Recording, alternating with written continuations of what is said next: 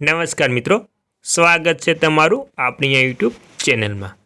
તો મિત્રો, તમે પણ ગુજરાત રાજ્યના પેન્શનર્સ અને સરકારી કર્મચારી છો તો તમારા માટે આજની બેઠકમાં સૌથી મોટો નિર્ણય લેતા અનેક લાભો જાહેર થતા પેન્શનરો અને સરકારી કર્મચારીઓમાં એક આનંદનો માહોલ જોવા મળી રહ્યો છે।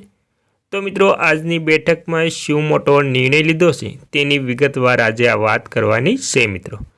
તો મિત્રો, તમામ વાત વિગતવાર કરતાં પહેલાં તમે આપણી ચેનલમાં નવા હોય તો આપણી ચેનલને સબસ્ક્રાઈબ કરવાની બરાબર વિનંતી, કેમ કે એવી કોઈ પણ નવી અપડેટ આવે તે નોટિફિકેશન સૌથી પહેલાં તમને મળી જાય। અને મિત્રો, હજુ સુધી તમે આપણી ચેનલને સબસ્ક્રાઈબ કરી લીધી હોય અને લાઇક કરવાની બાકી હોય તો એક લાઇક જરૂરથી કરી દેજો। તો મિત્રો, સૌથી પહેલાં આપણે જાણીશું કે નિવૃત્ત કર્મચારીઓ માટે જે મહત્ત્વનો નિર્ણય લીધો છે તેના વિશે। તો મિત્રો, નિયમ અનુસાર લાયક વર્તમાન કર્મચારીઓ, ભૂતકાળના નિવૃત્ત કર્મચારીઓ અને મૃત ભૂતકાળના નિવૃત્ત કર્મચારીઓના કાયદેસર રીતે પરિણીત જીવનસાથીઓને શરૂઆતમાં એનપીએસ યોજના હેઠળ તેમના યુપીએસ વિકલ્પનો ઉપયોગ કરવા માટે 3 મહિના એટલે કે 30 જૂન 2025 સુધીનો સમયગાળો આપવામાં આવ્યો હતો। જો કે કર્મચારીઓના ધીમા પ્રતિભાવને ધ્યાનમાં રાખીને સરકારે પાછળથી નિયત તારીખ 30 સપ્ટેમ્બર 2025 સુધી વધુ 3 મહિના લંબાવી। અને મિત્રો, ત્યારબાદ આપણે જાણી લેવું છે કે કેન્દ્ર સરકારના પેન્શનરો માટે પેન્શન સિસ્ટમની શું ચર્ચા થઈ। તો મિત્રો, કેન્દ્રીય કર્મચારીઓ માટે પેન્શન સિસ્ટમ અંગે લાંબા સમયથી ચર્ચા ચાલી રહી છે। કર્મચારીઓ અને યુનિયનો વારંવાર માંગ કરી રહ્યા છે કે એનપીએસ નાબૂદ કરવામાં આવે અને જૂની પેન્શન યોજના એટલે કે ઓપીએસ પુનઃસ્થાપિત કરવામાં આવે। આ માંગણીઓ અને ચર્ચાઓ વચ્ચે કેન્દ્ર સરકારે એક મધ્યમ માર્ગ શોધી કાઢ્યો છે। તેણે યુનિફાઈડ પેન્શન યોજનાના અમલીકરણની જાહેરાત કરી છે, જે કેન્દ્ર સરકારના કર્મચારીઓને સમજાવવામાં નિષ્ફળ ગઈ હોય તેવું લાગે છે। અત્યાર સુધીમાં 23 લાખ પાત્ર કર્મચારીઓમાંથી ફક્ત 1 લાખ સરકારી કર્મચારીઓએ જ આ યોજનાનો વિકલ્પ પસંદ કર્યો છે। હવે કર્મચારીઓ પાસે એનપીએસમાં રહેવું કે યુપીએસમાં પસંદ કરવું તે અંગે અંતિમ નિર્ણય લેવા માટે ફક્ત 12 કલાકનો જ સમય છે। આ સમયગાળા મર્યાદામાં કર્મચારીઓ મૂંઝવણ અને ઉત્સુકતા બંનેનું કારણ બન્યું છે। તો મિત્રો, આવી રીતે કેન્દ્રીય કર્મચારીઓમાં એક પેન્શન સિસ્ટમની ચર્ચા પણ ચાલી રહી છે। અને મિત્રો, યુપીએસ ક્યારે અમલમાં આવ્યું? તો મિત્રો, યુપીએસની વાત કરીએ તો યુપીએસ રજૂ કરતા નાણામંત્રીએ સ્પષ્ટતા કરી કે આ યોજના 1 એપ્રિલ 2025થી અમલમાં આવશે। યુપીએસ લાભ ફક્ત એવા કર્મચારીઓને જ ઉપલબ્ધ થશે જેઓ પહેલાંથી જ એનપીએસમાં છે અને જેમનો સેવા સમયગાળો 2004 પછી શરૂ થયો હતો।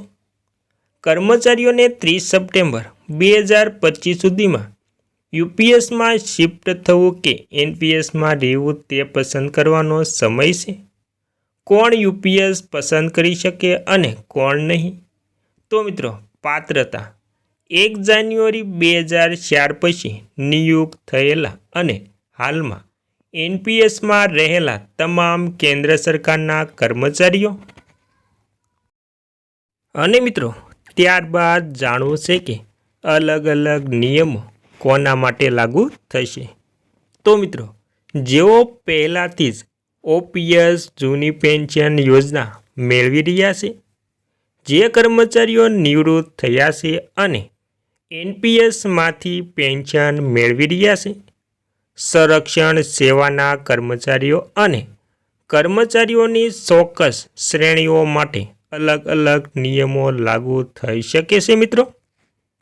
અને મિત્રો હવે જાણી લેવું છે કે પેન્શન કેવી રીતે મળશે. તો મિત્રો એનપીએસમાં પેન્શન સંપૂર્ણપણે તમને કેટલું રોકાણ કરો છો અને બજાર કેટલું વળતર આપે છે તેના પર આધાર રાખે છે. યુપીએસ વચન આપે છે કે કર્મચારીઓને તેમના પગારનો એક નિશ્ચિત ટકાવારી પેન્શન તરીકે મળશે અને કર્મચારીઓ અને સરકાર બંને એનપીએસમાં ફાળો આપે અને આ રોકાણ બજારમાં ઇક્વિટી અને બોન્ડ રોકાણ કરવામાં આવે છે. તો મિત્રો આવી રીતે સરકારી કર્મચારીઓ અને સરકાર બંને એનપીએસમાં ફાળો આપે છે અને તે બજારમાં ઇક્વિટી અને બોન્ડમાં રોકાણ કરવામાં આવે છે. ત્યારબાદ યુપીએસમાં યોગદાન પદ્ધતિ અને એનપીએસ જેવી જ રહેશે. તો મિત્રો આ પ્રમાણે યુપીએસમાં યોગદાન પદ્ધતિ એનપીએસ જેવી જ રહેશે, પરંતુ પેન્શનની ગણતરી ગેરંટીકૃત ફોર્મ્યુલાનો ઉપયોગ કરીને કરવામાં આવશે. અને મિત્રો એનપીએસ રોકાણ આધારિત અને લવચીક છે, પરંતુ વળતર નિશ્ચિત છે. યુપીએસ સુરક્ષા અને સ્થિરતા પર વધુ ધ્યાન કેન્દ્રિત કરે છે. યુપીએસ અને ઓપીએસ જૂની પેન્શન યોજના વચ્ચેનો તફાવત.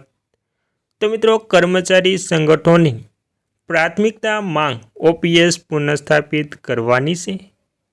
ઓપીએસ હેઠળ નિવૃત્તિ પછી છેલ્લા પગારના 50% પેન્શન તરીકે ચૂકવવામાં આવતા હતા અને તેમાં કોઈ કર્મચારીઓનું યોગદાન નહોતું.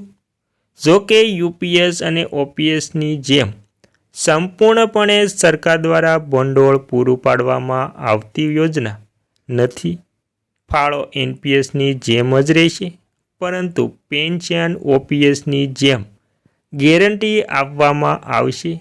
એવું કહી શકાય કે યુપીએસ એક હાઇબ્રિડ મોડલ છે જે ઓપીએસ અને એનપીએસ બંનેની સુવિધાઓને જોડે છે. અને મિત્રો હવે છેલ્લે વાત કરી લેવી છે કે સરકારે સ્પષ્ટતા કરી છે કે આ વિકલ્પ ફક્ત 30 સપ્ટેમ્બર 2025 સુધી જ ઉપલબ્ધ રહેશે. જો કોઈ કર્મચારી આ મર્યાદા સુધીમાં યુપીએસ પસંદ નહીં કરે તો તે આપમેળે એનપીએસમાં રહેશે અને પછીથી યુપીએસ પર સ્વિચ કરવાની બીજી કોઈ તક રહેશે નહીં. આનો અર્થ એ છે કે એકવાર સ્વિચ વિકલ્પ છે